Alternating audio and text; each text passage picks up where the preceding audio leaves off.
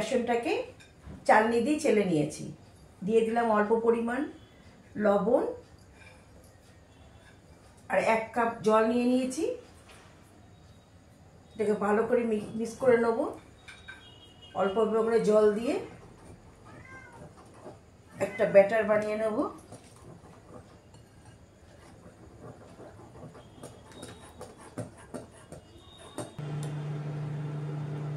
বেসনটা গুলে নিয়েছি।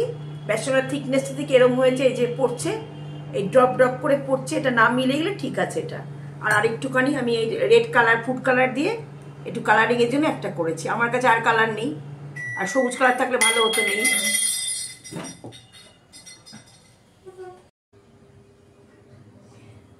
একটা প্যানে তেল গরম করে নিয়েছি।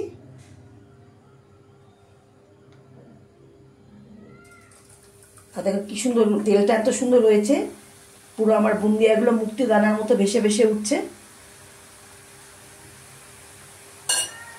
ভেসে উঠলে পুরো পারফেক্ট তেলটা হয়েছে।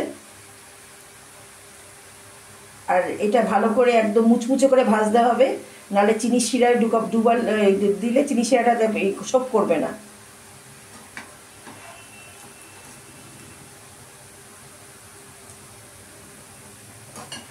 কি সুন্দর হয়েছে, এক একটা মুক্ত দানার মতন একদম তেলের উপর ভেসে উঠেছে।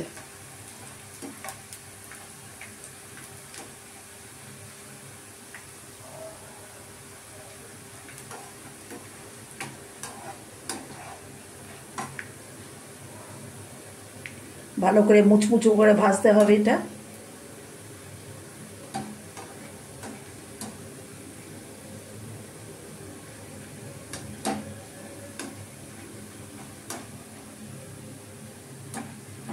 ভাজাটা হয়ে গেছে, এবার আমি এগুলো উঠিয়ে নেব।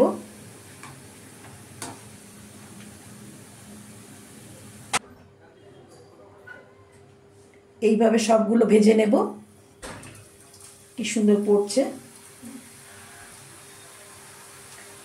এটা একটা লুচি ভাজার ছাঁচা একটা, এর উপর দিয়ে করছি। এটা যদি না থাকে, আপনারা ফুড কন্টেনার আছে প্লাস্টিকের, ওটা সেটিপিন দিয়ে ফুটো করে নিতে পারেন, ওটাতেও হবে।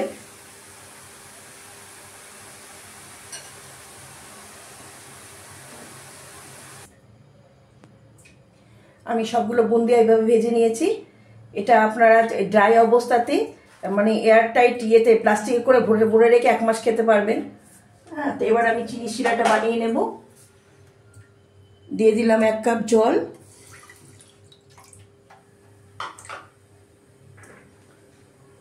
এক কাপ চিনি,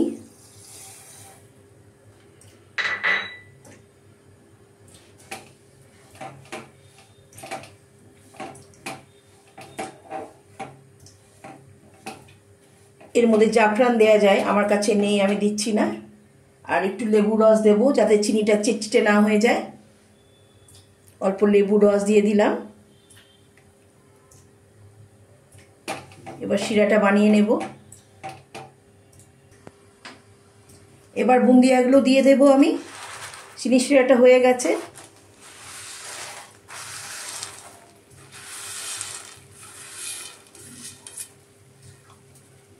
এবার নেড়ে নেব একটু।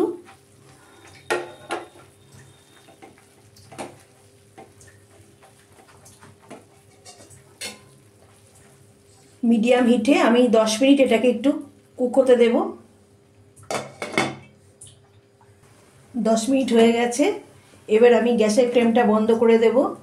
10 মিনিট ঢেকে রাখবো। 10 মিনিট পরে আবার আপনাকে দেখাচ্ছি আমি।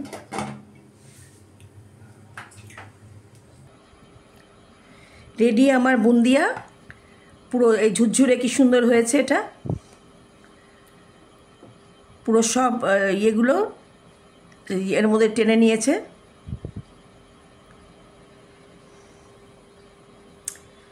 এইভাবে করে দেখবেন, ভালো লাগবে। ভালো লাগলে একটু শেয়ার করে দেবেন। ভালো থাকবেন, সুস্থ থাকবেন। ধন্যবাদ।